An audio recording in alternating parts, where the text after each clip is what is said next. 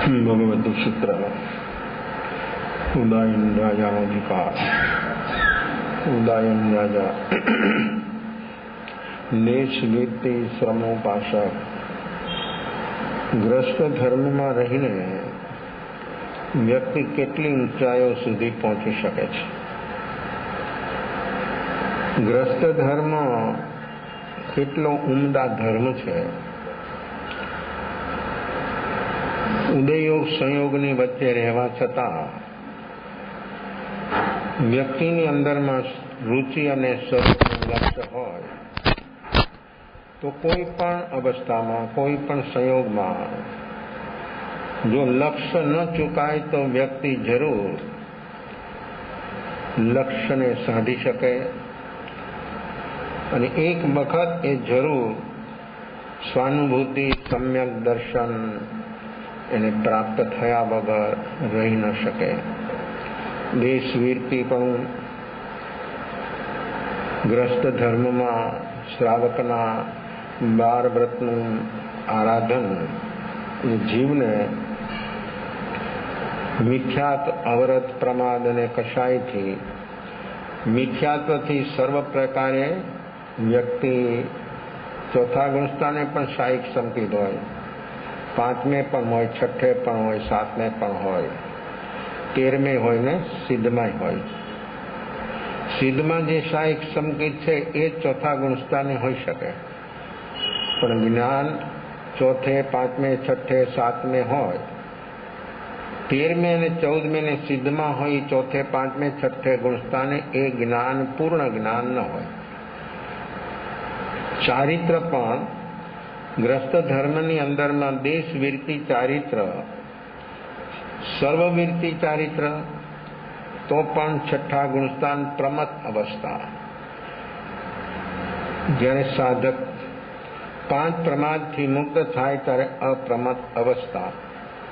આ બધી અવસ્થાઓ જીવની ભીતરમાં જેટલું જાગરણ સાક્ષી ભાવ તેજ બનતું જાય એટલે અંશે પ્રકૃતિઓથી વ્યક્તિ મુક્ત થતી જાય અને અંદરમાં એ ગુણો, આ આત્માના ગુણો, શ્રદ્ધા ગુણ છે, જ્ઞાન ગુણ છે, ચારિત્ર ગુણ છે, ક્ષમા ગુણ છે, એ બધા ગુણો પરથી આવરણ હટી જાય એટલે એની પર્યાય, એની નિર્મળ અવસ્થા એ આપણા મન અને બુદ્ધિને અનુભવમાં આવે. કારણ કે મન અને બુદ્ધિને જે અનુભવમાં આવે છે એકદમ સ્થૂલ ચીજો હોય છે. મન બુદ્ધિની પાર જે અવસ્થા છે એ મન અને બુદ્ધિ કોઈ દિવસ એને અનુભવી શકતી નથી. જ્યારે આવો ઉપયોગ જ્યારે જગજોર બને ત્યારે અંદરમાંથી મળ મેલ દોષ બધું દૂર થવા માંડે. તેમ તેમ વ્યક્તિનું ગુણસ્થાન, એ ગુણસ્થાન ક્રમ આગે ચાલે તો ગુણસ્થાન જે છે એ ગુણોથી એ સ્થાન પ્રાપ્ત થાય છે. ગુણસ્થાન ગુણોનું સ્થાન છે. જે ગુણસ્થાન ઉપર જે જીવો હોય એના એ પ્રકારના એના અંદરમાં ગુણો હોય તો તે ગુણસ્થાન એને હોય. એ ગુણો જો ન હોય તો એ ગુણસ્થાન ન હોય. કોઈ એમ પણ પ્રશ્ન કરે કે પહેલું પણ ગુણસ્થાન છે ને, તો પહેલા ગુણસ્થાનમાં શું ગુણ હોય? પહેલા ગુણસ્થાનમાં ગુણ શું હોય? વ્યાખ્યા કરીને આપણે કે ગુણસ્થાન એટલે ગુણોનું સ્થાન. તો પહેલા ગુણસ્થાનમાં શું ગુણો હોય? સમ્યક દર્શન તો 4થે થાય, પણ પહેલા ગુણસ્થાનની અંદરમાં શું ગુણ હોય?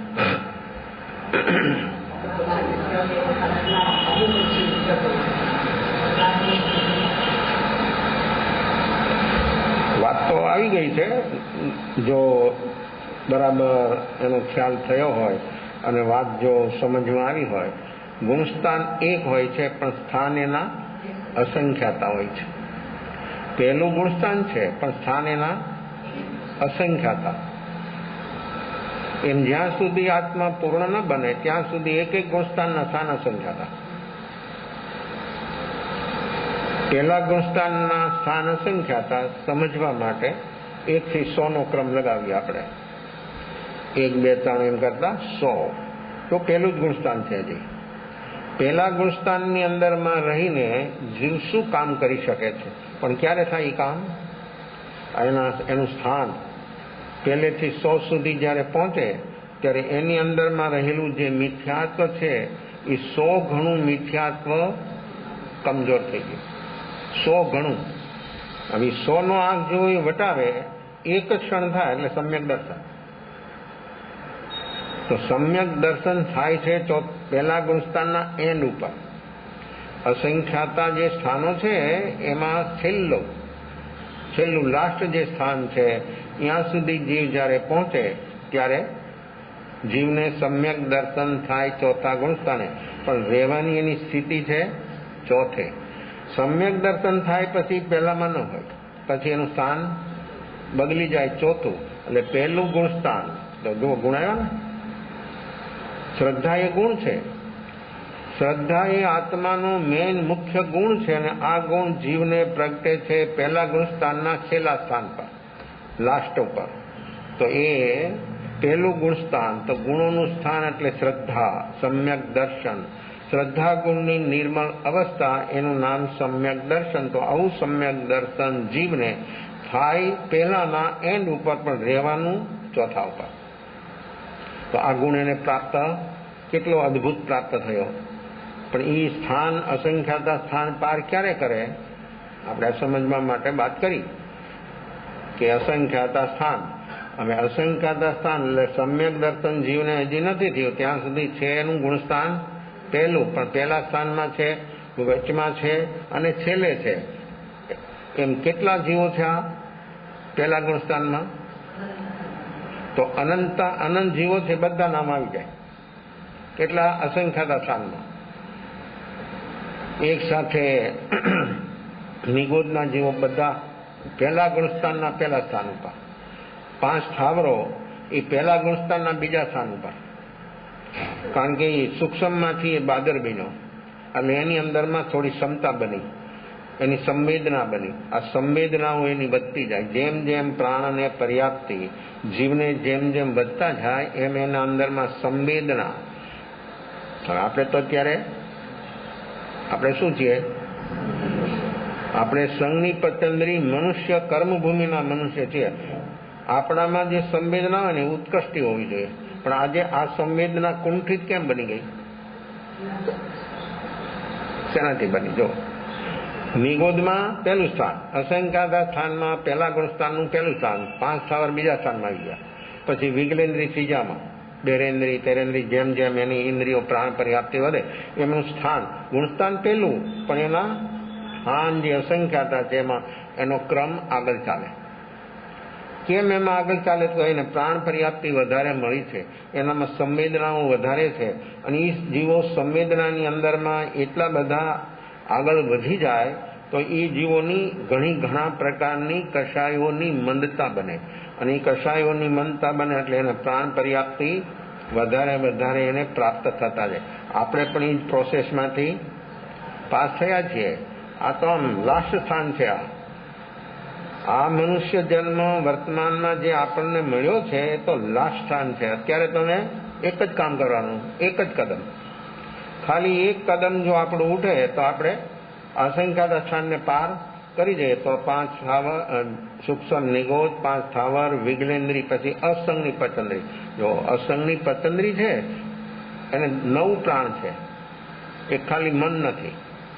તો પણ એની અંદરમાં કેટલી બધી સંવેદનશીલ, જેમ પ્રાણ પર્યાપ્તિ વધતા જાય એમ એની સંવેદનશીલતા વધતી જાય છે અને એનાથી એ જીવની અંદરમાં એના રાગ દ્વેષ મંદ બને છે અને એ દુઃખ તો અનુભવે છે. બધા આ બધી ગતિ જાતિમાં દુઃખ તો જીવને છે જ.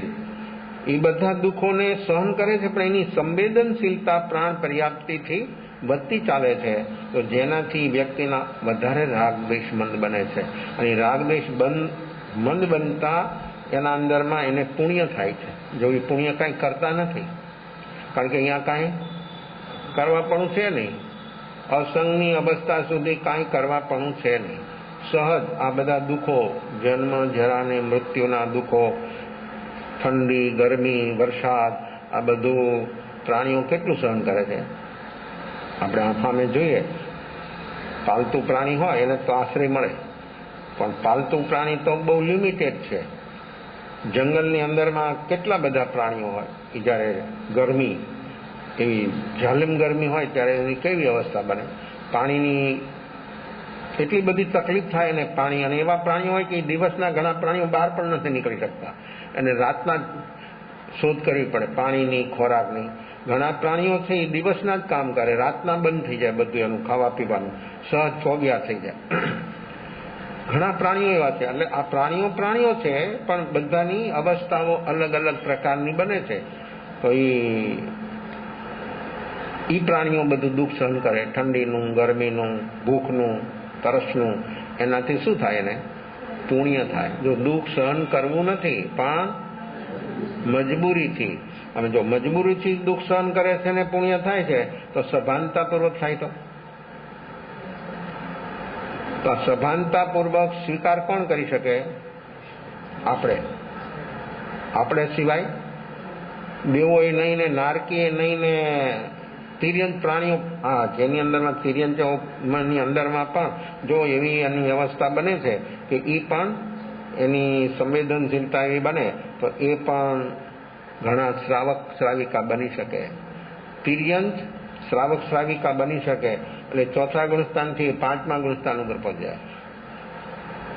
તિર્યંત શ્રાવક શ્રાવિકા કેટલા છે? અસંખ્યાતા. મનુષ્યની સંખ્યા કર્મભૂમિના 15 ક્ષેત્ર, 5 ભરત, 5 ઈર્વત ને 5 વિદેહ ક્ષેત્ર, આ 15 કર્મભૂમિના બધાને ભેગા કરીએ ને તો પણ સંખ્યા થાય, અસંખ્યાતા ન થાય. ત્રણેય ક્ષેત્રના 15 કર્મભૂમિના મનુષ્યને એકઠા કરો, હિસાબ લગાવો તો સંખ્યાતા થાય, અસંખ્યાતા થાય. મનુષ્ય હરદમ સંખ્યાતા છે. તિર્યંત અસંખ્યાતા, નારકી અસંખ્યાતા, દેવ અસંખ્યાતા, અને 5 સ્થાવરની અંદરમાં તો અને વિગલેન્દ્રીનો તો કેટલા છે કે આપણાથી કાંઈ એનો હિસાબ કરી શકાતો નથી. તો મનુષ્ય હંમેશને માટે સંખ્યાતા છે. તો અહીંયા તિર્યંત પ્રાણીઓ પણ શ્રાવક શ્રાવિકા બની શકે. કોણ બને? અહીંયા શ્રાવક પણ લીધું હોય, મનુષ્ય જન્મમાં એને શ્રાવક પણ લીધું હોય અને કાંઈ વિરાધના થઈ હોય તો એ તિર્યંત થાય. જો સાધના કરવી સહેલી છે, પણ એમાં સજાગ બનવું અને સજાગતાપૂર્વક રહેવું એનાથી વધારે કઠિન છે. અને જો સજાગ ન હોય તો સાધનામાં આગળ વધવામાં વધી ગયો, પણ એના અંદરમાં જો એની સજાગતા, એનું જાગરણ વયું ગયું તો વિરાધના તો એક જ ક્ષણમાં થાય. અને એક ક્ષણમાં થાય એટલે એ ઉપરથી સીધે નીચો પટકાય. તો એમાં શ્રદ્ધા ગુણ એનો જો ચાલ્યો ગયો તો બધું યોગ્ય કાંઈ ન હોય. શ્રદ્ધા હોય તો સમ્યક દર્શન હોય, તો સમ્યક જ્ઞાન, સમ્યક ચારિત્ર બધું જ હોય. પણ શ્રદ્ધા ગઈ એટલે બધું જ ખલાસ, કાંઈ ન હોય. એટલે શ્રદ્ધા એ બેજ છે, બધા જ ગુણોનું બેજ. આત્માના અનંત ગુણો છે, પણ એ બધાનું બેજ જો હોય તો શ્રદ્ધા છે. તો શ્રદ્ધા જેના અંદરમાંથી ચાલી ગઈ તો એ વિરાધિક થાય. એવા જીવો તિર્યંત બને. અને એ તિર્યંત ને પછી પાછું કોઈ એવું નિમિત્ત બને, કોઈ પણ પ્રકારનું નિમિત્ત બને, કોઈ બહારથી નિમિત્ત બને, કોઈ ઊંચે અઢીદીપની બહાર તો એ ચંદ્ર ને સૂર્ય જે છે અઢીદીપની બહાર એ બધા સ્થિર છે. અઢીદીપની અંદરમાં બધા પ્રદક્ષિણા કરે છે મેરુ ફરતા. ચંદ્ર સૂર્ય ગ્રહ બધા એ પ્રદક્ષિણા કરે છે મેરુ ફરતા. જ્યારે અઢીદીપની બહાર ચંદ્ર સૂર્ય બધા છે એ બધા સ્થિર છે. અને એનો શેપ, એની આકૃતિ છે ઈંટ જેવી. અઢીદીપની બહાર ચંદ્ર સૂર્ય જે છે એની આકૃતિ છે ઈંટ જેવી, અને અઢીદીપની અંદરમાં છે એ બધા ગોળ છે. ચંદ્ર સૂર્ય ગ્રહ નક્ષત્ર એ બધા તો એ બધા સ્થિર છે. અઢીદીપની અંદરમાં એ બધા ચલ છે, એટલે ફરે છે.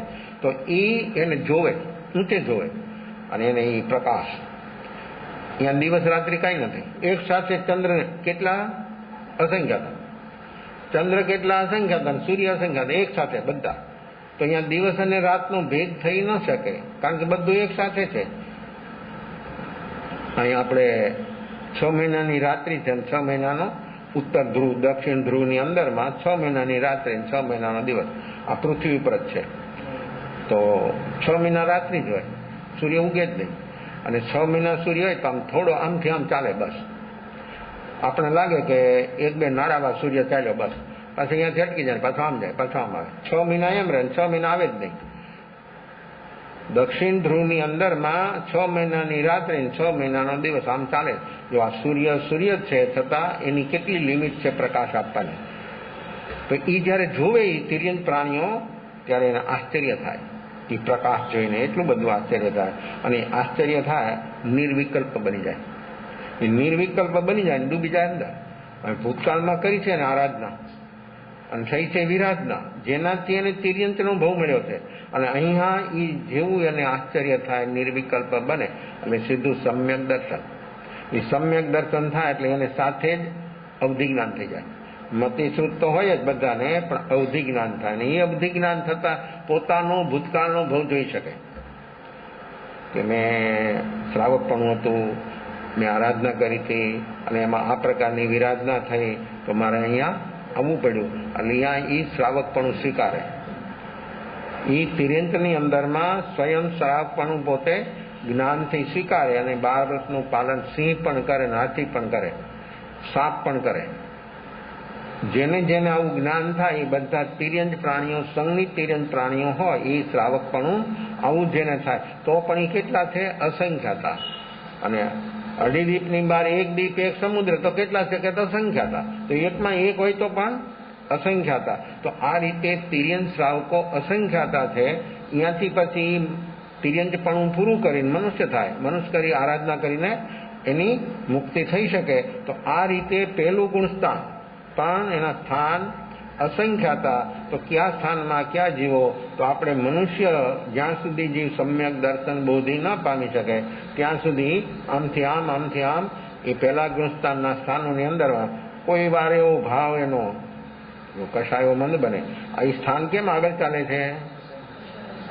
અહીંયા કષાયોની મંદતા થવાની. જો કષાયો મંદ થાય તો શું થાય? જીવની અંદરમાં પુણ્ય થાય. તો એ પુણ્યથી જીવ એ સ્થાનો બદલે, એ સ્થાન એના બદલતા જાય. અને એ સ્થાન બદલે એટલે અંદરમાં જીવ યોગ્ય બનતો જાય, ગુણાનુરાગી બને. પછી એવા એવા અંદરમાં શુભ ભાવો ચાલે. દરેક જીવને શુભ ભાવ તો તિર્યંતનો થાય, દેવોને થાય, નારકીને થાય, ને મનુષ્યને થાય. શુભ ભાવ તો દરેક જીવની અંદરમાં નિમિત્ત હોય કે ન હોય પણ શુભ ભાવો થાય. જ્યારે મનુષ્ય તો અનેક પ્રકારના નિમિત્તોની વચ્ચે પણ એના શુભ ભાવને વ્યક્તિ ટકાવી શકે છે, રાખી શકે છે. ત્યારે બીજા પ્રાણીઓની આવી અવસ્થાઓ બનતી નથી. તો શુભ ભાવ જેટલા વધે એ શુભ ભાવની અંદરમાં એની માત્રા શુભ, શુભતમ, શુભતર બને. જેમ જેમ એના સ્થાનો બદલતા, જેમ જેમ એના સ્થાનો આગળ વધે એમ એમ એની અંદરમાં શુભ તો શુભ જ છે, પણ શુભની પણ તારતમ્યતા, અશુભની પણ એમ, અને શુદ્ધિની પણ એમ. કારણ કે આ ગુણસ્થાન ક્રમ છે ને, એક એક ગુણસ્થાનના અસંખ્યાતા સ્થાન છે. એટલા માટે કે એક સ્થાનથી બીજા સ્થાનમાં જાય જીવ એટલે અસંખ્યાત ગુણ વૃદ્ધિ થાય. એક સ્થાનથી બીજા સ્થાનમાં જાય સમ્યક દર્શન પામ્યા પછી જીવ, એટલે એક સ્થાનથી બીજા સ્થાનમાં જાય એટલે એની પ્રણતિ શુદ્ધ બની. અને પ્રણતિ શુદ્ધ બને એટલે એટલા પ્રકારના એના કષાયો જે છે એનો ઉપસંગ ક્ષયોપસમને ક્ષય થાય. ચોથે છે તો પાંચમામાં જવા માટેની ચોથે તૈયારી થાય. પાંચમામાં છે તો છઠ્ઠે જવાની તૈયારી પાંચમામાં થાય. પાંચમે છે તો છઠ્ઠામાં જવાની તૈયારી એની પાંચમામાં થાય. છઠ્ઠામાં જે છે એની સાતમામાં જવાની તૈયારી છઠ્ઠામાં થાય. એ એન્ડ ઉપર આવે, જે તે ગુણસ્થાનના એન્ડ ઉપર આવે એટલે એની છલાંગ લાગે. અને એ વ્યક્તિ, એ સાધક એના પછીનું જે ગુણસ્થાન, એના પછીનું જે પાયરી છે ત્યાં સુધી એ પહોંચી જાય. તો જે ગુણસ્થાનમાં જે જીવ છે એની અંદરમાં ઉપસમ, ક્ષયોપસમ ને ક્ષય જ્યારે થાય છે ત્યારે પ્રકૃતિઓ અંદરમાંથી હવે ક્ષય થાય તો પૂર્ણ ખતમ થઈ જાય. ક્ષયોપસમ ઉપસમ રૂપ અવસ્થા હોય તો હજી અંદરમાં છે, પણ એ છે છતાં એની અંદરમાં એવી એની ભાવની પ્રણતિ શુદ્ધ બની જેનાથી એ પ્રકૃતિઓ બધી ખતમ થતી જાય અને ગુણસ્થાન ક્રમ એનું આગળ આગળ ચાલતું જાય. તો આ ગુણોનું સ્થાન, ગુણસ્થાન એટલે ગુણોનું સ્થાન. આ ગુણસ્થાનની અંદરમાં આત્માના ગુણો આપણે પ્રગટ કરવા છે. તો પહેલાની અંદરમાં, છેલ્લા સ્થાનની અંદરમાં જીવ સમ્યક દર્શન પામે છે એટલે એને પણ ગુણસ્થાન કહેવામાં આવે. તો પહેલા ગુણસ્થાનમાં એક જીવ નથી, અનંતાનંદ જીવ છે, તો પણ એમાં સ્થાન બદલે છે. જેમ જેમ એના અસંખ્યાતા સ્થાન છે એમ બદલતા જાય એમ એના ભાવોની અંદરમાં આવા અનેક પ્રકારના ફેરફારો, જેવા જેવા ભાવોના ફેરફાર થાય એટલે ગુણસ્થાન હજી પહેલું જ છે, પણ એના ગુણસ્થાનના સ્થાનોની અંદરમાં એનું અપડાઉન ચાલ્યા કરે. એમાંથી કોક જીવ એવો આગળ વધી જાય કે જેને સ્વરૂપનું લક્ષ્ય થાય, વર્તમાનમાં એવી રુચિ અને જાગરણ પ્રગટે, એ પહેલા ગુણસ્થાનના છેલ્લા સ્થાન સુધી પહોંચી જાય તો જરૂર એની છલાંગ લાગે અને સમ્યક દર્શન જીવ પામી જાય. તો આ બધા ગુણોની અવસ્થા છે. જેમ જેમ ગુણો જીવની અંદરમાં કષાયો મંદ બને એટલે પુણ્ય બને, અને પુણ્ય બને એટલે જીવ એકદમ સ્વસ્થ દેખાય. અને જ્યારે ગુણો પ્રગટે ત્યારે તો વ્યક્તિની વર્તમાન અવસ્થા એકદમ અવસ્થિત હોય, એવા ભાવ એના હોય, એ ભાવની અંદરમાં જલ્દી ચલાયમાન ન થાય.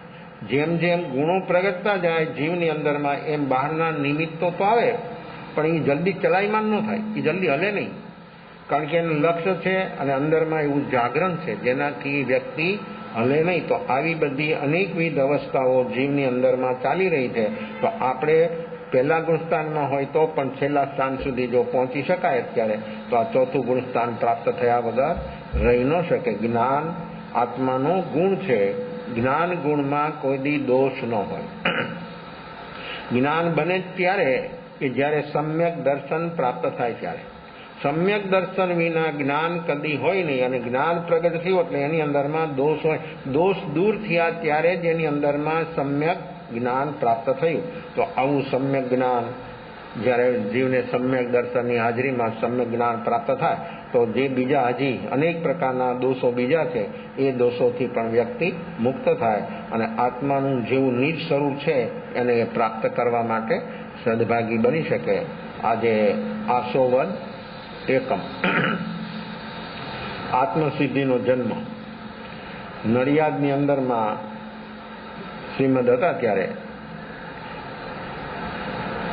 1952 નડિયાદ આત્મસિદ્ધિ ફરવા ગયા, એટલે વોકિંગ અંબાલાલભાઈ ને બંને. હજી પણ એ જે જગ્યાએ આત્મસિદ્ધિ લખી એ જગ્યાએ હજી એમ જ છે. હવે કાંઈ સુધારો વધારો થયો છે. નાનું એવું શંકરનું મંદિર છે, આમ તળાવ છે ને તળાવની પાળની નીચે એ મંદિર છે, અને મંદિરની બાજુમાં એક નાનો એવો રૂમ છે, એક બે ઝાડ છે સાઈડમાં.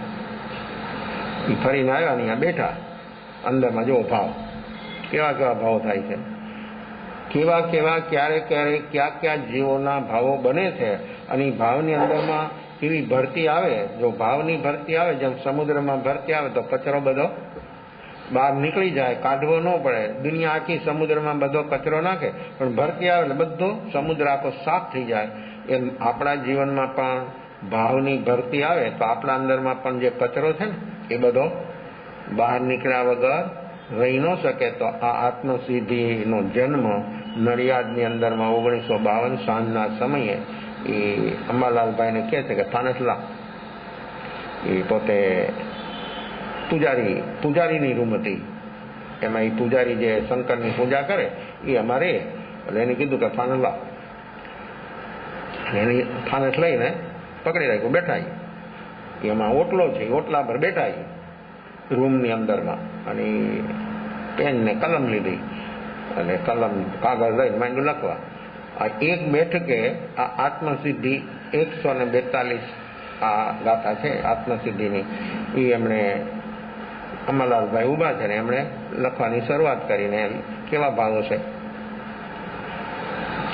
એટલે શ્રીમદ હકીકતમાં તો કવિ હતા, શીઘ્ર કવિ હતા. કોઈ પણ દ્રશ્ય જુએ ને, કોઈ પણ ઘટના જુએ તેની ઉપર એ કવિતા બને, પણ કવિતા બને કેવી બને? આધ્યાત્મિક.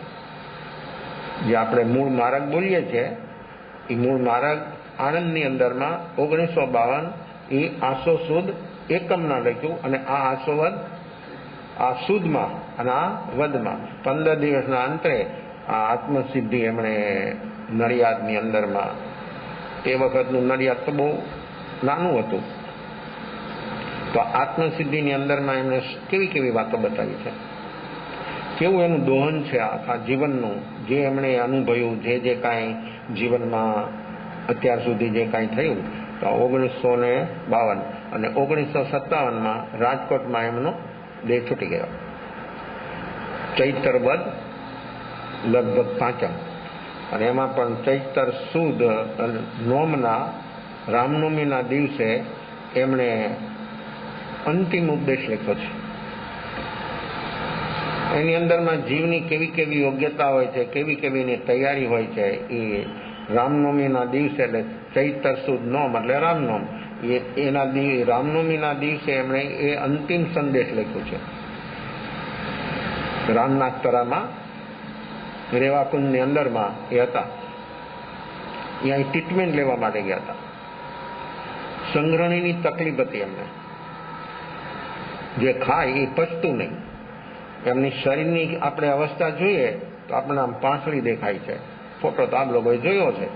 એ સંગ્રહણી હતી એમની, ખાધેલું એમને પચતું નહીં. એના માટેની દવા કરવા માટે વઢવાણ આવેલા. વઢવાણ સેટ ન થયું એટલે રાજકોટ આવ્યા, અને રાજકોટની અંદરમાં એ વખતે વૈદો હશે એવા, તો એમની ટ્રીટમેન્ટ ચાલતી હતી, અને એ બધું ચાલતું હતું ત્યાં.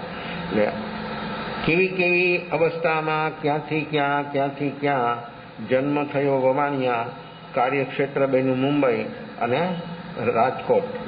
રાજકોટની અંદરમાં એ ટ્રીટમેન્ટ ચાલતી હતી. ને એના અંદરમાં આ શરીરની અવસ્થા કેવી હોય છે.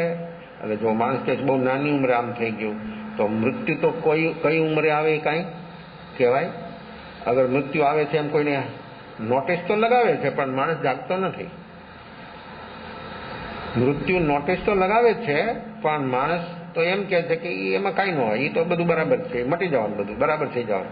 એટલે માણસ કેટલા બધા ખોટા ભરોસામાં, વ્યક્તિ બેહોશીમાં, પોતાની મૃત્યુની જે સામેથી નોટિસ આવે છે એને પણ માણસ ઠેલી દેવા માગે છે, પણ કાંઈ એનાથી કાંઈ, એ બેહોશીમાં રહે તો કાંઈ મૃત્યુ ન આવે એમ નથી. અને હોશમાં હોય તો મૃત્યુ જરૂર આવે, હોશવાળાને મૃત્યુ આવે, પણ હોશવાળી વ્યક્તિ મૃત્યુનો સ્વીકાર કરે છે કે આવ, હું તૈયાર છું, હું તારી પ્રતીક્ષા જ કરું છું, આવ. તો મૃત્યુ એકવાર ઝીઝકી જાય. મૃત્યુને એમ થાય કે આ વ્યક્તિને કેમ લઈ જવાય. એવી છે શક્તિ વ્યક્તિની વર્તમાન જાગરણ સાક્ષી ભાવની. પણ હવે માણસને મોટામાં મોટો ભય જીવ માત્રને, નિગોદથી લઈને ચારેય ગતિના બધા જીવોને મોટામાં મોટો ભય હોય તો મૃત્યુનો. અને સામે મૃત્યુ આવે ત્યારે ગમે એવી વ્યક્તિ હોય ને, આમ સમર્થ વ્યક્તિ લાગતી હોય ને બીજાને, તો પણ એ માણસ રોવા મળી જાય, આમ એવો થઈ જાય, આમ ઢીલો ઘેસ જેવો થઈ જાય. એની બધી જે ખુમારીને બધી ઓલી હોય ને બધું ક્યાં વયું જાય એ ખબર ન પડે. પણ માણસ જો જાગી શકે તો મૃત્યુ જય બની શકે. તો આ આત્મસિદ્ધિ, એ આત્મસિદ્ધિની અંદરમાં કેવી વસ્તુઓ બતાવી છે. આપણે રોજ બોલીએ છીએ, રવિવાર આપણે એનું પારાયણ કરીએ છીએ, પણ એ જે સ્વરૂપ પહેલી જ ગાથા, આ જીવને કઈ રીતે જીવને આ દુઃખ ઊભું થયું છે ને જીવ કેમ દુઃખ અનુભવે છે, જે સ્વરૂપ સમજ્યા વિના પામ્યો દુઃખ અનંત. આ પહેલી જ ગાથા, અને આ પહેલું પદ, જે સ્વરૂપ. કયું સ્વરૂપ? કોનું સ્વરૂપ? પોતે પોતાના આત્માનું સ્વરૂપ. મારું સ્વરૂપ શું છે આપણે સમજ્યા છીએ? હવે ન સમજે ત્યાં સુધી જે સ્વરૂપ સમજ્યા વિના પામ્યો દુઃખ અનંત. જો મહાવીરે પણ કેટલી બધી સુંદર વાતો કરી આચારંગ સૂત્રની અંદરમાં, કે જીવોને દુઃખનું કારણ શું, જીવ માત્રને દુઃખનું કારણ એને બતાવ્યું કે લોયનસી જાણ અહ્યાય દુઃખમ. જગતના જીવોને દુઃખનું કારણ હોય તો અજ્ઞાન. જે સ્વરૂપ સમજ્યા વિના તો પોતે પોતાનું સ્વરૂપ કેમ જીવ નથી સમજતો? અજ્ઞાન. આ અજ્ઞાન જ્યાં સુધી છે ત્યાં સુધી પોતે પોતાના સ્વરૂપને વ્યક્તિ કદી સમજી શકી જ નથી. અને એને જો ઓળખવો હોય, આત્માને અનુભવવો હોય, તો એ જ્ઞાન સિવાય. તો જે સ્વરૂપ સમજ્યા વિના પામ્યો દુઃખ ન. પોતે પોતાના સ્વરૂપને જીવ સમજ્યો નથી, પોતે પોતાના સ્વરૂપને ઓળખ્યું નથી, જેનાથી જીવ દુઃખ પામે છે. હવે શું દુઃખ છે? જે સ્વરૂપ સમજ્યા વિના પામ્યો દુઃખ અનંત દુઃખ.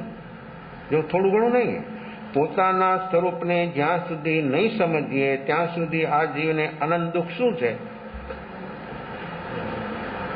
જન્મ થાય, મનુષ્ય જન્મ મળ્યો તો અહીંયા આ જીવ યાદીની ઉપાધિ હોય. અનંત દુઃખ શું છે? જન્મ જન્મં દુઃખમ જરા દુઃખમ રોગાણી મરણાણીય. આ મહાવીરનું સૂત્ર છે. જન્મ દુઃખ છે, બુઢાપો દુઃખ છે, મૃત્યુ દુઃખ છે. આ દુઃખના કારણો બહારમાં નથી, આ દુઃખના કારણો આપણી ભીતરમાં છે.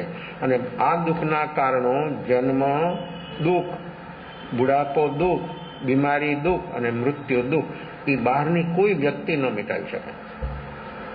ગમે એટલી સાધન સંપન્ન હોય, ગમે એટલી સગવડ સુવિધાવાળી વ્યક્તિ હોય, બહારના આ ત્રણ ચીજ જન્મ, જરા અને મૃત્યુ એ બહારની કોઈ વ્યક્તિ અમેરિકા, ઇંગ્લેન્ડ, દુનિયા આખીમાં ગમે ત્યાં વ્યક્તિ ફરે તો પણ આ ત્રણમાંથી કોઈ બહારનું સાયન્સ આમાંથી મુક્ત ન કરી શકે. પણ વ્યક્તિ પોતે જો એનો રુચિવાળો બન્યો હોય અને એનામાં એવું જાગરણ સાક્ષીભાવ જો હોય તો જરૂરી વ્યક્તિ પોતે આ ત્રણેય દુઃખના કારણો મિટાવી શકે. અને એ ઉપાયો બધા ભગવાન મહાવીરે સ્વયં પ્રેક્ટિકલ કરી અને આપણને બતાવ્યા છે, પણ આપણે સાંભળીએ છીએ, એનું પ્રેક્ટિકલ નથી. અને આ પ્રેક્ટિકલ ન થાય ત્યાં સુધીમાં થાય એક કારણ ન મિટે. જન્મનું દુઃખ, બુઢાપાનું દુઃખ, બીમારી અને મૃત્યુ આ ત્રણેય દુઃખ છે. એ દુઃખ એવા છે કે અનંત જન્મ મરણ જે થાય છે એ એના કારણોથી થાય છે. હવે આ કારણો આપણી ભીતરમાં જ છે. શરીરમાં જે દર્દ ઊભું થયું, આધિ એટલે શારીરિક દર્દ, આધિ એટલે માનસિક દુઃખ, ટેન્શન, તણાવ, આપાધાપી, શિરપતિ છે એ બધું આધિ એટલે માનસિક દુઃખ. વ્યાધિ એટલે શારીરિક દુઃખ. શરદી જુકામથી લઈને નાના મોટા અનેકવિધ દર્દો થાય છે એ વ્યાધિ. અને ઉપાધિ એટલે કૌટુંબિક સમસ્યાઓ. આધિ એટલે માનસિક દુઃખ, વ્યાધિ એટલે શારીરિક દુઃખ અને ઉપાધિ એટલે કૌટુંબિક સમસ્યાઓ, પ્રોબ્લેમો કેટલા, એ બધું ઉપાધિરૂપ છે. તો આ તો જન્મ પછી થાય છે. આ ત્રણ ચીજ તો જન્મ પછી છે, પણ જન્મના જ કારણ છે. અને જન્મનું જો કારણ મિટાવી દે, જન્મ ન થાય તો આ પછી ક્યાંથી આવે? તો આપણે આને મિટાવવાનો પ્રયાસ કરીએ છીએ. આધિને, વ્યાધિને અને ઉપાધિ ન મટે, કારણ કે કારણ એનું બીજું છે. આ જન્મ થાય તો આ થાય, જન્મ જ ન થાય તો જન્મનું કારણ આપણે મિટાવી શકીએ છીએ. અને એ મનુષ્યથી શક્ય છે. આપણાથી અત્યારે શક્ય છે. આ જન્મ મરણના કારણોને મિટાવવા એ આપણાથી અત્યારે શક્ય છે. ભલે 5 માળો લ્યો, ભલે વિષમતા ચારે બાજુ દેખાય, પણ વ્યક્તિ આ કારણોને જો મિટાવવા માંગે તો મિટી શકે છે. અને પહેલામાં પહેલું કારણ જીવ માત્રને અજ્ઞાન. અને અજ્ઞાન કેમ છે? અહીંયા કીધું કે જ્ઞાન એ આત્માનો ગુણ છે, અને જ્ઞાન હોય ત્યાં દોષ ન હોય. તો અજ્ઞાનમાં બધા દોષો છે. અજ્ઞાન એક એવી અવસ્થા છે કે અજ્ઞાન અવસ્થામાં અનંત દોષો છે. અજ્ઞાન ઈ જ દોષ. જેમ રાગદ્વેષ દોષ છે, રાગદ્વેષ મળ છે, રાગદ્વેષ ભાવ કર્મ, એમ અજ્ઞાન ઈ જ દોષ છે. તો દોષથી દોષ વધે, ગુણથી ગુણ વધે, પુણ્યથી પુણ્ય વધે, પાપથી પાપ વધે, ધર્મથી ધર્મ વધે. શું વધારવું છે આપણે? આપણી વર્તમાનમાં શું અવસ્થા? પાપથી પાપ વધવાનું, પુણ્યથી પુણ્ય, ધર્મથી ધર્મ, કર્મથી કર્મ, જન્મથી જન્મ. શું વધારવું છે? દરેક વ્યક્તિ સ્વતંત્ર, ગમે એવી અવસ્થામાં મનુષ્ય માત્ર સ્વતંત્ર છે. આ બધાની અંદરમાં જો મનુષ્યની વર્તમાન અવસ્થા મારે કેવી બનાવવી છે? ભલે ગમે એ પરિવારમાં એનો જન્મ થયો હોય, પણ જો વ્યક્તિને રુચિ પ્રગટે તો જરૂર એનું કાર્ય થયા વગર રહી ન શકે. તો આ બધા આત્માના જે ગુણ છે એ ગુણોને આપણે પ્રગટ કરવા હોય તો પહેલું સમ્યક દર્શન જોઈએ. એટલે સમ્યક દર્શન જ્યાં હોય ત્યાં સમ્યક જ્ઞાન હોય. સમ્યક દર્શન ન હોય તો કોઈ દિવસ જ્ઞાન બહારનું ગમે એટલી એ બધી માહિતી કહેવાય, ઇન્ફોર્મેશન. ઇન કેસ આ શાસ્ત્રો પણ કંઠસ્થ હોય ને, પણ સમ્યક દર્શન ન હોય તો અજ્ઞાન. એના માટે અજ્ઞાન. શાસ્ત્રમાં જ્ઞાન છે એ જ્ઞાનીઓનું છે, આપણું નહીં. પણ સમ્યક દર્શન થાય તો વગર વાંચે જ્ઞાન થઈ જાય. આ વાંચવું ન પડે. આ બધું ઉધાર છે. આ બધું ઉધાર ઉછીતું, આપણું નહીં. આપણને સમ્યક દર્શન થાય તો એ જ્ઞાન ભીતરથી બહાર આવે. જ્ઞાન એ આત્માનો ગુણ છે. જ્ઞાન બહારથી ભીતર ના આવે. જ્ઞાન છે ભીતરથી. પણ અજ્ઞાન મીટે, અજ્ઞાન ન મીટે ત્યાં સુધી જ્ઞાન. પણ અજ્ઞાન મીટે ત્યારે કે સમ્યક દર્શન થાય. તો અહીંયા પહેલી જ ગાથામાં બતાવ્યું. અને આ પહેલી ગાથાની અંદરમાં એનું ફાઉન્ડેશન કરે છે આખું, કે આ જીવની કેવી કેવી અવસ્થા છે ને જીવ કઈ કઈ રીતે આ સંસારની અંદરમાં અનંતકાળથી આ અનંત દુઃખ કેમ ભોગવે છે. આ પહેલી ગાથાની અંદરમાં એનું આખું ફાઉન્ડેશન, કે આ જીવનું પરિભ્રમણનું કારણ શું છે એ બતાવે છે. જે સ્વરૂપ સમજ્યા વિના પામ્યો દુઃખ અનંત. તો આ જીવ પોતે પોતાનું સ્વરૂપ ક્યારે સમજશે? અને નહીં સમજે ત્યાં સુધી શું થશે? આ દુઃખ એને આવવાનું, જન્મ જરા ને મૃત્યુ આવવાનું.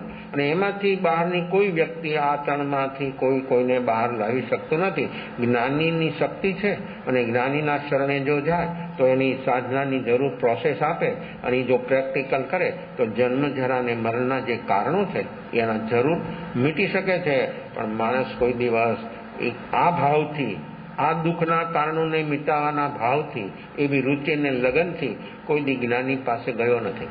જાય છે, ઔપચારિક દ્રષ્ટિથી જાય છે, સાંભળે છે, માને છે, પણ અંદરમાં રુચિને લગન આગ જેવી જો બને તો જરૂર સદગુરુની એને ઓળખાણ થાય. અને જો એની ઓળખાણ થાય તો એ વ્યક્તિ જરૂર એને પ્રોસેસ મળ્યા વગર રહીએ ને એને એ જો પ્રોસેસની પ્રેક્ટિકલ કરે તો એના કારણો, જન્મ જરાના કારણો છે આપણી ભીતર, એ મીટા વગર રહી ન શકે. અને મીટે પોતાને ખબર પડે. આ અંધારામાં નથી બધું. જે દુઃખના કારણો જે વ્યક્તિના મીટી શકે એને એની ખબર થાય કે હા, મારી અંદરમાં આ કારણ જે હતું એ કારણ બધું મીટી ગયું. માણસ એમ બોલે કે સમ્યક દર્શન થાય તો એ ખબર પડે કે ન પડે? તો અસંગની હોય ખબર ન પડે. તો અસંગની કોઈ થાય જ નહીં. અસંગની જે જીવો છે એને કોઈ દી સમ્યક દર્શન થાય જ નહીં. નિગોદ, પાંચ સ્થાવર, વિગલેન્દ્રી ને અસંગની સુધી સમ્યક દર્શનની સંભાવના જ નથી. સંગની જે હોય એના અંદરમાં જ આ સમ્યક દર્શન સંભવી શકે. તો આવું સમ્યક દર્શન જીવને થાય ને એને ખબર ન પડે? હવે શું ખબર પડે? સમ્યક દર્શન થાય તો શું ખબર પડે એને? શું થાય ને? મિથ્યાત્વની જે આપણે વ્યાખ્યા કરીએ છીએ એ વ્યાખ્યાની ઉલટું થઈ જાય, સવળું થઈ જાય. જ્યાં સુધી જીવને વસ્તુને વ્યક્તિમાં સુખ બુદ્ધિ છે ત્યાં સુધી જીવની અંદરમાં આ ભ્રાંતિ છે, એટલે મિથ્યાત્વ છે. જેવી સમ્યક દર્શન જીવને પ્રાપ્ત થાય એટલે સુખ બુદ્ધિ, વસ્તુ વ્યક્તિ છે, સાધન સગવડ છે અપરંપાર, પણ એને અંદરમાં સુખ ન દેખાય. શું કરે પછી? અરબો ખરબો હોય તો શું કરે એને? છે બસ. અને એ જ્યારે આવું સમ્યક દર્શન જીવને થાય ત્યારે નક્કી થઈ ગયું કે સુખ ક્યાંય છે નહીં. કારણ એટલી શ્રદ્ધાથી, એટલી તાકાતથી કેમ બોલી શકે છે? એને અનુભવ થયો સંદર્ભમાં. સુખ જરૂર છે, સુખ શબ્દ છે અને સુખ પણ છે. એ સુખ બહારમાં વસ્તુ કે વ્યક્તિમાં નથી. બહારમાં આપણે જે જોઈએ છે આ શરીરથી લઈને બધું પૂતગલ છે. મન પૂતગલ, વાણી પૂતગલ, શરીર પૂતગલ. તો આ સ્ટેન્ડ છે, પછી સાકર હોય કે કોઈ પણ વસ્તુ હોય એ બધું પૂતગલ છે. તો પૂતગલમાં એના ગુણધર્મ હોય, પણ એમાં કોઈ બતાવી શકે? કોઈ સાયન્ટિસ્ટને આપો, હા એમાં જે ગુણ હશે એ બધું છે. કે સાકર છે તો એમાં મીઠાશ છે, આ છે, આ છે, આ છે, આટલું આટલું છે, અલગ અલગ અલગ બધું. પણ એમાં સુખ શું છે? સુખ કોઈ એમાંથી ઇન્જેક્શનથી એમાંથી ખેંચી લે તમને આપી દે? હા, બ્લડ આપી શકે. કારણ બ્લડ પૂતગલ છે. આ પૂતગલની આપલે થાય, આત્માની ન થાય, શ્રદ્ધાની ન થાય. શ્રદ્ધા ગુણ છે આત્માનો નહીં. આત્મા પોતે જ જ્યારે તૈયાર થાય ત્યારે જ આ કામ થઈ શકે. શક્ય તે પહેલા આ કાર્ય કોઈ નહીં. તો આત્મામાં શ્રદ્ધા ગુણ છે એ વ્યક્તિની અંદરમાં પોતાને ખબર થઈ જાય. એ પહેલા એની અવસ્થા, એનો ત્યાગ હતો, વૈરાગ હતો, પણ અંદરમાંથી સૂક્ષ્મ સુખ બુદ્ધિ જે છે એ ન છૂટી હોય. જ્યારે આ બુદ્ધિ પ્રાપ્ત થાય એટલે અંદરમાં નક્કી થઈ જાય કે આહા, અત્યાર સુધી હું કેવો ભાગતો હતો સુખ માટે, હું ક્યાં શોધ કરતો હતો, કેવી મારી ભ્રાંતિ હતી. પોતાને પોતાના ઉપર હસવું આવે કે આ મારી મૂર્ખાઈ, આ મારી અબુદ્ધ અવસ્થા, આ મારી મૂઢ અવસ્થા કેવી હતી કે મને અત્યાર સુધી સુખ હું બોલતો હતો અને સુખની શોધ પણ હું કરતો હતો, પણ આ બધું સુખ તો કેવું ઝાંઝવાના જળ જેવું. જો વસ્તુમાં સુખ જો હોય, કોઈને કોઈ દરેકની ખાવા પીવાની પસંદગી અલગ અલગ હોય છે. ઘણા ફ્રૂટ છે, ઘણા ડ્રાય ફ્રૂટ છે, ઘણા ફરસાણો છે, ઘણા પ્રકારની વાનગીઓ હોય છે, પણ દરેકની એક પસંદગી નથી હોતી. બધાની પસંદગી અલગ અલગ. તો હવે એને જે વસ્તુ, કોઈને મીઠાઈ બહુ ભાવે છે, એને ભાવતી મીઠાઈ પણ પાછી એની પણ કેટલા પ્રકાર, એને ભાવતી મીઠાઈ અને એને એની સામે તમે મૂકી દો કિલો 2 કિલો 5 કિલો સામે બોક્સ ખોલી મૂકી દો, પણ એક ટુકડો ખાધો તો એટલું સુખ મળ્યું ને. 2 ખાય તો 2, 3 ખાય તો 3, 4 ખાય તો 4, પછી કિલો ખાય તો કિલા જેટલું સુખ, 2 કિલો ખાય તો 2 કિલા જેટલું સુખ, 3 કિલો ખાય તો 3 કિલા, એ 5 કિલો ખાય તો 5 કિલા જેટલું સુખ. કેટલું સુખ, કેટલું સુખ જો વસ્તુમાં આમ ફૂલતાથી આ તો હજી આપણે સમજીએ છીએ કે અજ્ઞાની છે, એને ખબર જ નથી અને એ કહે છે આ વસ્તુ સુખ છે, પણ જ્યારે એ વ્યક્તિને એની લિમિટની બહાર એને ખવડાવી દો પછી શું થાય? શું લાગે એને? શું થાય? સુખ દેખાતો હતો, સુખ લાગતો હતો, તો થોડું ખાય તો થોડું સુખ ને વધારે ખાય તો વધારે સુખ ન થાય? તો શું થાય? વધારે ખાય તો શું થાય? શરીરની ક્ષમતા ન એની બદલે કોઈ પણ ચીજ માણસે ખાઈ લીધી, ટેસ્ટ આવ્યો તો શું થાય? સાજો રહીએ, બીમાર થઈ અહીંયા હોઈ જાય, વોમિટ થાય, અનેક પ્રકારની તકલીફ. જો સુખ જ છે તો એનું સુખ રૂપે એનું પરિણમન થવું જોઈએ, પણ એ સુખરૂપ નથી. એની અંદરમાં એની ભ્રાંતિ હતી, એ ભ્રાંતિ એની મિટતી નથી, એટલે એને હંમેશા માટે એની પાછળ એની દોડ છે. જ્યારે સમ્યક દર્શન બોધી થાય, અંદરથી ભ્રાંતિ મીટી ગઈ અને આત્માનું જે સુખ છે, આત્માના ગુણોનું જે સુખ છે, એની નિર્મળ પર્યાયનું જે એને અનુભવ થયો, શ્રદ્ધા ગુણ પ્રગટ્યો એટલે સમ્યક દર્શન, એ શ્રદ્ધા ગુણની નિર્મળ પર્યાય જેવી અને અનુભવમાં આવી, એની સાથે જ જ્ઞાન ગુણની પર્યાય એને અનુભવમાં આવી જાય, સુખ ગુણની પર્યાય અનુભવમાં આવી જાય, શક્તિ ગુણની આંશિક શ્રદ્ધા ગુણ પ્રગટ થયો એટલે એની સાથે આંશિક આત્માના અસંખ્યાત પ્રદેશથી 4 ઘાતી કર્મ આંશિક બધા ઓછા થાય.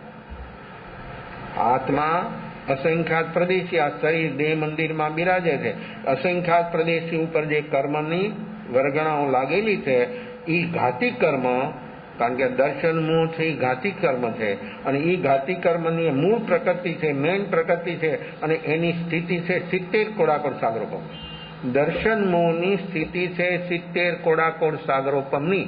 એ સ્થિતિ એની ખતમ થઈ ગઈ, સમ્યક દર્શન થયું એટલે સ્થિતિ ખતમ થઈ ગઈ, અને એ જીવને સમ્યક દર્શન થાય એટલે અસંખ્યાતા પ્રદેશથી આ 4 ઘાતી કર્મના આંશિક બધા અંદરમાંથી એના પરમાણુ કર્મ વર્ગણાઓ ખતમ થાય, એટલે એની સાથે શ્રદ્ધા પ્રગટે, સાથે સમ્યક જ્ઞાન થાય, અનંત શક્તિ છે, અનંત શક્તિનો એને અહેસાસ થાય, બધા ગુણોનો આંશિક એને ત્યારે એને એમ થઈ જાય કે અત્યાર સુધી આ મારી દોડ હતી એ કેવી હતી.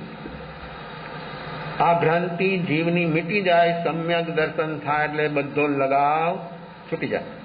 આ એનો બેરોમીટર. સમ્યક દર્શન શ્રદ્ધા ગુણ જીવને પ્રગટ થાય એટલે નક્કી થઈ જાય કે સુખ વસ્તુ વ્યક્તિમાં નથી, પણ સુખ મારામાં છે. તો જે સ્વરૂપ સમજ્યા વિના પામ્યો દુઃખ અનંત, સમજાયું તે કોનાથી સમજાશે? કોના શરણે જવું પડશે? જે સ્વરૂપ સમજ્યા વિના પામ્યો દુઃખ અનંત. નથી સમજો, નથી સમજાણું. કેમ નથી સમજાણું? બીજું પદ શું બતાવે છે? શું કહે છે? ભૂલી ગયા? સમજાયું તે એ કોણ સમજાવે? મન બુદ્ધિ શક્તિ ને બુદ્ધિ તો બધું છે, પણ હજી સુધી આત્માનું સ્વરૂપ જેવું છે તેવું બુદ્ધિના લેવલથી પણ મને સમજવા નથી આવ્યું. તો સમજાવણ જે આ આત્માનું સ્વરૂપ છે આવું એને સમજવું હોય તો સદગુરુની શોધ કરવી પડે. ગુરુ નહીં, સદગુરુ કોક હોય, કરોડોમાં, લાખોમાં નહીં, કોક કરોડોમાં કોક હોય, એની શોધ કરવી પડે. બધું આમ કેડ હમું બધું એક સરખું, અમારે બધું હરખું, અમારે બધું એક, એમ જો માને તો કોઈ સંકાળમાં સમજ દર્શન ન થાય. પણ બધે દોડે, કારણ કે માન સન્માન જોઈએ છે. એની કોઈ પ્રશંસા કરે તો તમારે એ તાણી ચાલ્યો ન રહીએ. આ વ્યક્તિને, આ જીવને ક્યાં જીવ રોકાઈ ગયો છે ને રોકાઈ જાય છે એને ખબર જ નથી. એને એમ થાય છે કે હું તો સારું જ કામ કરું છું ને, પણ સારું કરે છે એમાં તારા અંદરમાં નેગેટિવ પ્રકૃતિ કઈ વધે છે એ તને જોયું? એને ખબર નથી. જો આ ક્યાં જીવો પકડાઈ જાય છે અને ક્યાં જીવો રોકાઈ જાય છે એની ખબર નથી. તો સદગુરુની શોધ કરવી પડે. જે સ્વરૂપ સમજ્યા વિના પામ્યો દુઃખનંદ, સમજાયું તે પદનંદ. સમજાશે, જરૂર સમજાશે, અને એ સદગુરુના સાનિધ્યથી સમજાશે. એ સદગુરુના સાનિધ્યમાં રહે, એની આજ્ઞાનો સ્વીકાર થાય, એની આજ્ઞા શિરોમાન્ય થાય, ત્યારે આ સમજાય. રે સાથે પણ આજ્ઞાનું પાલન ન હોય તો 3 કાળમાં ન સમજાય. ઇનકે શિષ્ય બની ગયો, મુનિ બની ગયો અને છતાં આજ્ઞાનું પાલન ન હોય તો ન સમજાય. બુદ્ધિના લેવલથી તો આજે બધાને ખબર છે ને બોલે છે ને ઉપદેશે કરે છે, પણ આ સ્વરૂપ સમજમાં, અનુભવમાં, સમજમાં આવ્યું છે, અનુભવમાં નથી આવ્યું. અનુભવમાં જો આત્માનું સ્વરૂપ જેને લાવવું હોય એને સદગુરુની શોધ કરવી પડે, એના સદગુરુના શરણે જવું પડે અને સદગુરુ કોણ છે એની એને બરાબર ચકાસણી કરવી જોઈએ. તમે બજારમાં વસ્તુ લેવા જાઓ છો, ખાદ્ય પેય પદાર્થો, તો પણ તમે એની ચકાસણી કરો છો તો આ તો આત્માનું કલ્યાણ કરવું છે ને તમે જેમ આવે એમ ઝુકાવી દો, 3 કાળમાં કલ્યાણ ન થાય ભાઈ. કલ્યાણ જો કરવું હોય તો વ્યક્તિએ ચકાસણી પોતાની તાકાત જોઈએ, પરીક્ષા કરવાની, પણ એને ખબર હોવી જોઈએ. પાછી વસ્તુ સ્થિતિની બુદ્ધિના લેવલથી પણ એને ખબર હોવી જોઈએ કે આ વસ્તુ સ્થિતિ શું છે, કેમ છે. તો સદગુરુની શોધ જો થાય, સદગુરુના શરણે જાય અને એની આજ્ઞા પ્રમાણે એ કાર્ય કરવા તૈયાર થાય તો જે સ્વરૂપ સમજ્યા વિના પામ્યો દુઃખ અનંત, આ દુઃખ હું મારા સ્વરૂપને નહીં ઓળખવાથી હું પામ્યો છું, દુઃખ અનુભવી રહ્યો છું, પણ મારે હવે આ દુઃખ નથી અનુભવવું તો શું કરવું? જે સ્વરૂપ સમજ્યા વિના પામ્યો દુઃખ અનંત, સમજાયું તે પદ નમું. તો એ જે પદ ગુરુનું પદ, સદગુરુનું પદ, એનાથી એને એ સમજાશે એટલું નહીં, એને પહોંચાડી દેશે, એને સચમુચ એકવાર એનો અનુભવ કરાવી દેશે. પણ જો એની આજ્ઞા પ્રમાણે એ વ્યક્તિ બરાબર કામ કરતી હોય તો એનું એ કાર્ય શક્ય સંભવિત બને, નહીંતર આ કાર્ય શક્ય સંભવિત ન બને. મહાવીરની પાસે ગોશાલાએ પણ મુનિ પણ સ્વીકાર્યું હતું અને ગૌતમે પણ સ્વીકાર્યું હતું. ગોશાલકનું કેમ કાંઈ ન થયું? ગૌતમને ગોશાલક, રાશિ એક જ, મહાવીરના શિષ્ય બંને, છતાં શું થયું? ગોશાલકનું શું થયું? કેમ?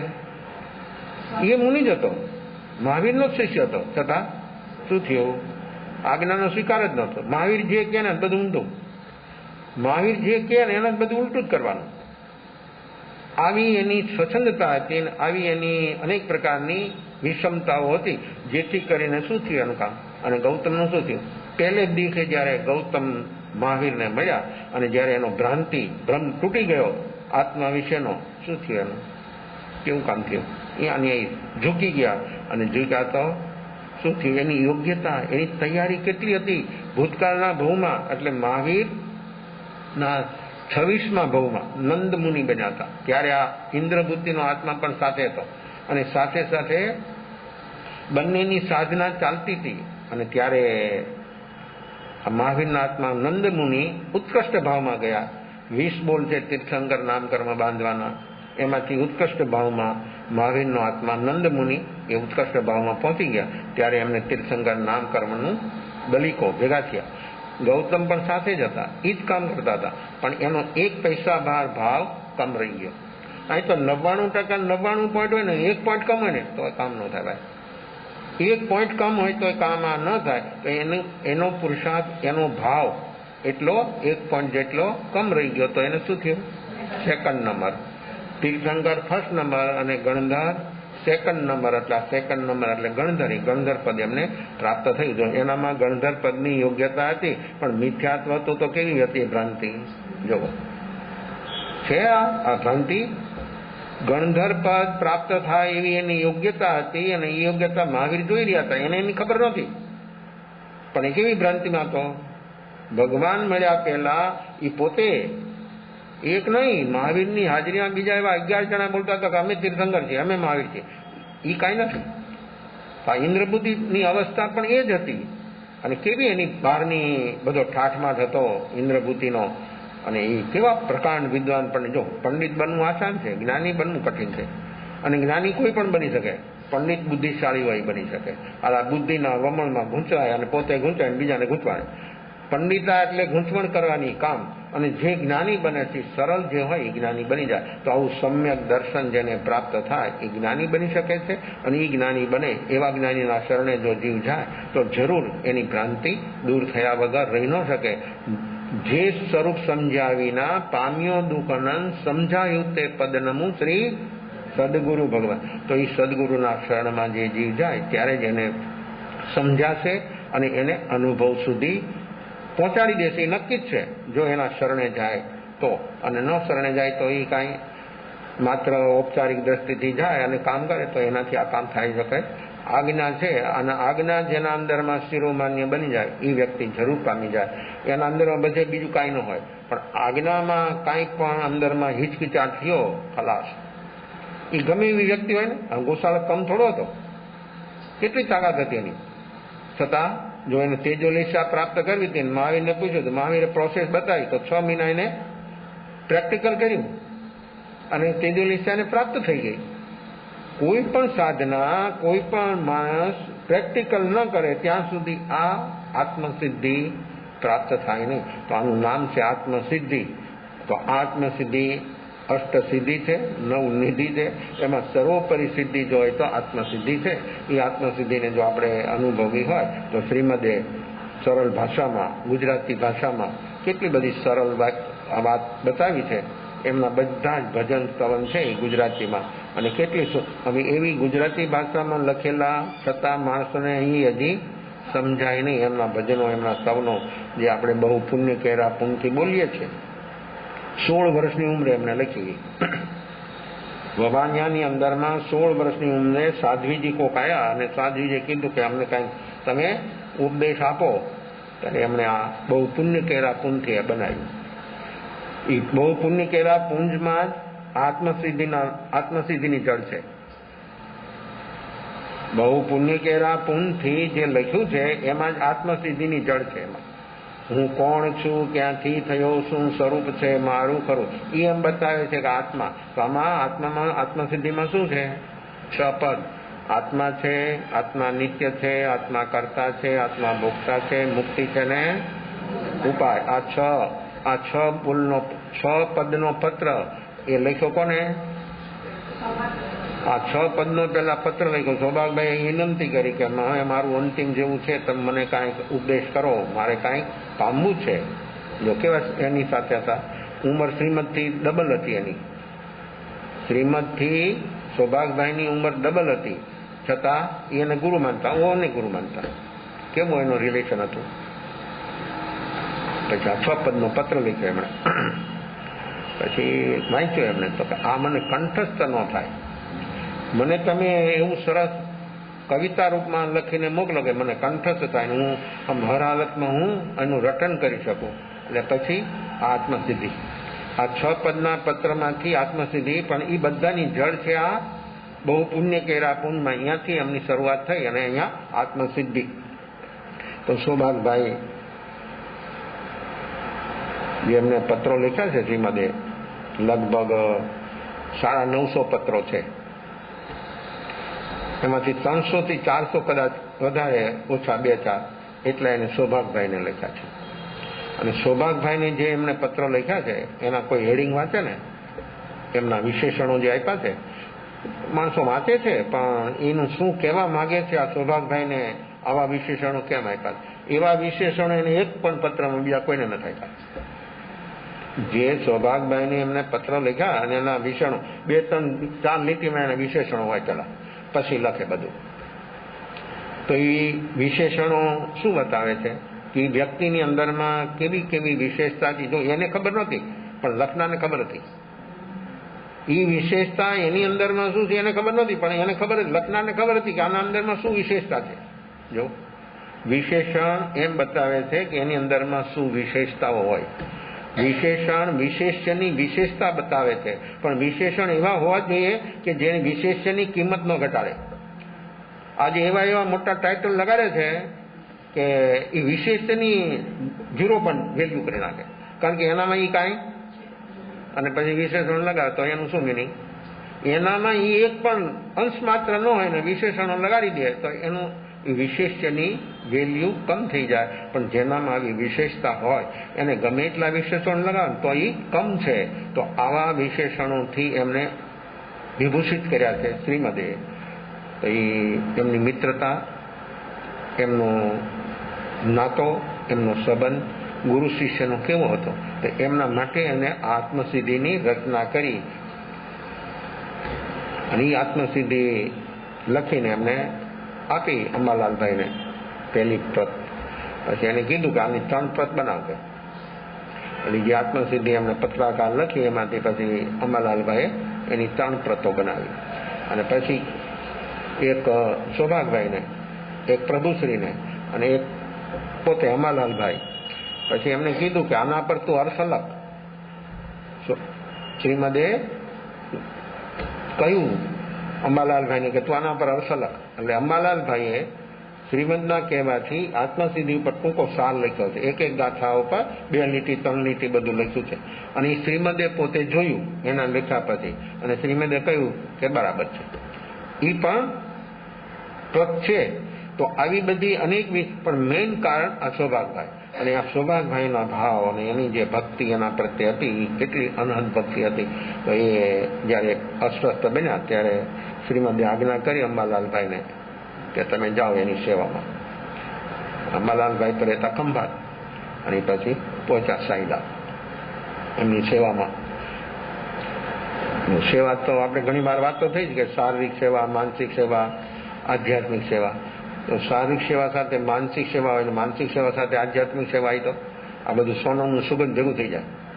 શારીરિક સેવા તો કરે, સાથે માનસિક સેવા અને આધ્યાત્મિક સેવાનો ભાવ હોય તો એ સેવા કેવી બને કે એ જીવ અંત સમય ઉપર એવી આધ્યાત્મિક સેવા માણસ જો કરનારો હોય તો એ જીવ પામી જાય, સચમુચ પામી જાય. કારણ કે હવે નક્કી થઈ ગયું છે કે આ મૃત્યુ આવી ગયું છે, અને હવે આ મૃત્યુના જન્મજરા અને મરણના અનંત દુઃખો હવે મારે નથી ભોગવવા એવું જરૂર દરેકના મનમાં થાય. પણ એની પાસે કોઈ એવી સમર્થ વ્યક્તિ હોતી નથી અંત સમય ઉપર. જે વ્યક્તિ હોય છે સ્વજન પરિજન, તો એને તો લગાવે છે, નહીં તો બધા રોવા બેસી જાય. સ્વજન પરિજન જે બધા હોય તો બધા લગાવવાળા જીવો છે, બેહોશ છે, એટલે બધા રોવા બેસી જાય. કોઈને એને કોણ ઉપદેશ કરે, કોણ એને સમજાવે? તો આ અંબાલાલભાઈ શારીરિક સેવા પણ કરી, માનસિક સેવા પણ કરી, અને આધ્યાત્મિક સેવા અને આત્મસિદ્ધિ એને અપૂર્વ અવસર એ રોજ સંભળાવે, અને 2 જણા સત્સંગ કરે. છેલ્લે મૃત્યુઆડા 2-4 દિવસ હશે ત્યારે એમને આ સૌભાગભાઈને આ બોધિ, આ સમ્યક દર્શન એમને પ્રાપ્ત થયું. એના સાક્ષી અંબાલાલભાઈ લખ્યું શ્રીમદને કે આ ઘટના સૌભાગભાઈની છે. ત્યાંથી પત્ર આવ્યો કે મગની 2 ફાટ થઈ ગઈ છે, એને ભેદજ્ઞાન થઈ ગયું છે, એને સમ્યક દર્શન સૌભાગભાઈને થઈ ગયું છે એવું સિક્કો માર્યો શ્રીમદે, અને એ પત્રો પણ છપાયેલા જોવા મળે છે. તો આ મૃત્યુ આડે જ્યારે 2-4 દિવસ કે 1 હપ્તા હોય ત્યારે એને આ અવસ્થા સુધી એ પહોંચી શક્યા. જીવનભર એમની જ્યારથી મળ્યા ત્યારથી એમની સેવા કરી.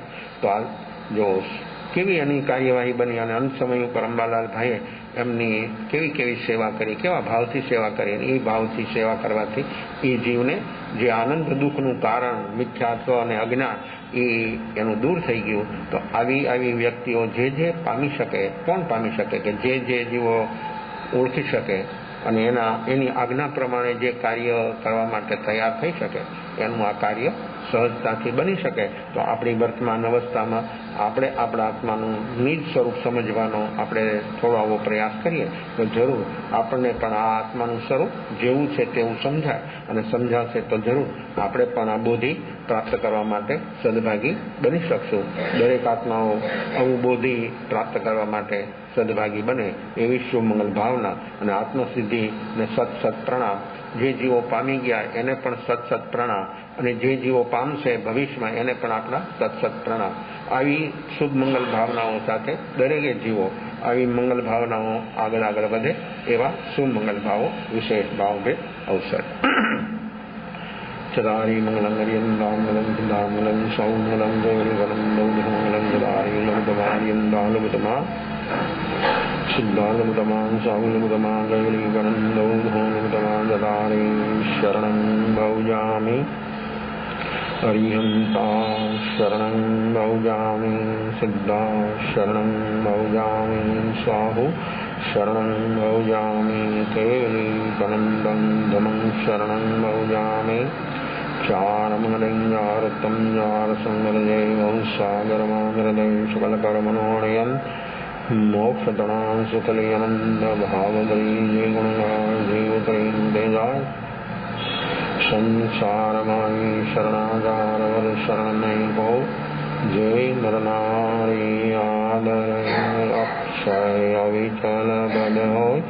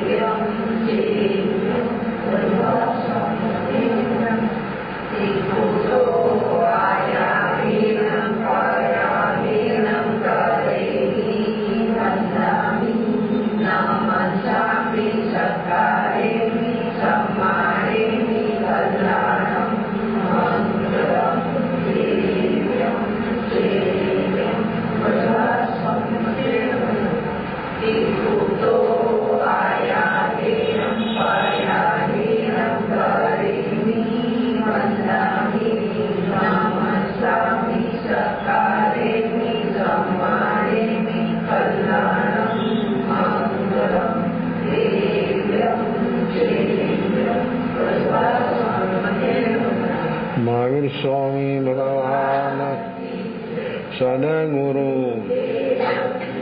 चतुर्वेद